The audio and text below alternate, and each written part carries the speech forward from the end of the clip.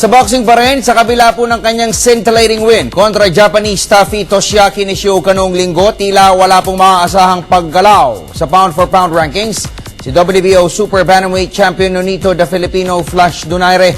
Ito'y dahil nagpamalas rin ang dominating performance sa nakalipas na laban ang mas mga nakakaangat sa kanya na sina Andre Ward, Sergio Martinez, habang ang pound-for-pound rivals na sina Manny Pacquiao at Floyd Mayweather Jr. naman ay tila mahihirapang matibag sa kanilang pwesto. Narito ang report ni Ms. Meg C. Yozong. Bagamat nagrehistro ng impresibong 9th round technical knockout win kontra Japanese challenger Toshiaki Nishioka noong isang araw, malabo pa ring umangat ang pwesto ni Nonito Donaire Jr. sa pound-for-pound rankings. Sa kasalukuyan ay nasa 5th spot ang tinaguriang The Filipino Flash sa likuran ni Manny Pacquiao, Floyd Mayweather Jr., Andre Ward at Sergio Martinez. Pero dahil bumaba ang performance ni Pacquiao sa kanyang last 3 fights at hindi rin naging aktibo si Mayweather, binakante muna ng Ring Magazine ang top spot at nagsalo muna ang dalawang boksingero sa ikalawang pwesto.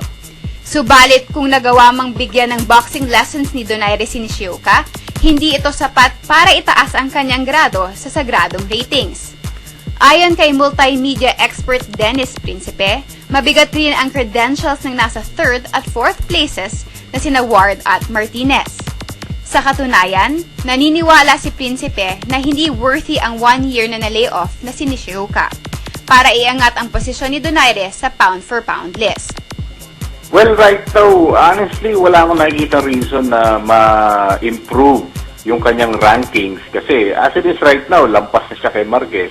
Although sa akin nga, sa tingin ko, mas lamang pa rin dapat sa kanya si Marquez, ano? Pero maintain lang, no, yung kanyang rankings. Pero to say na dapat itaas, wala ako nakikita reason para lampasan niya yung mga nauuna sa kanya. Dahil yung nakalaban niya, a fighter na idle for 1 year, kumbaga walang na-achieve for 1 year.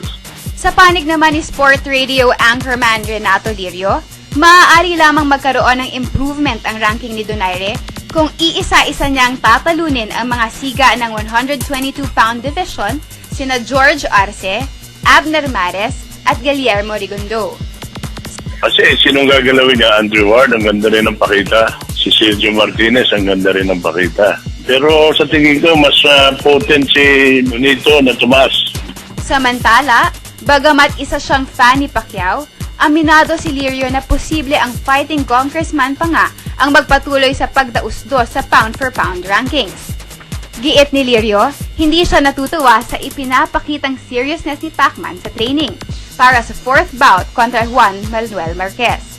Ang may pressure talaga dyan sa pound-for-pound, I think, is Manny Pacquiao. Baka gumalaw yan kasi hindi maganda ang ginagawang training niya kay Marquez. Baka masulat ito ni Marquez sa December 8. Yan ang kinakatakot ko. Kanya under pressure si Manny Pacquiao. Medyo delikado kasi hindi niya siniseryoso ang training niya. Delikado yan kay Marquez sa December 8, sa San Jose.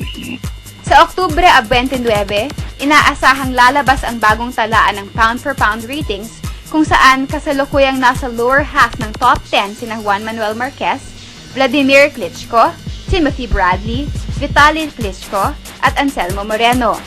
Para sa PTV Sports, Meg Siozon, Telebisyon ng Bayan.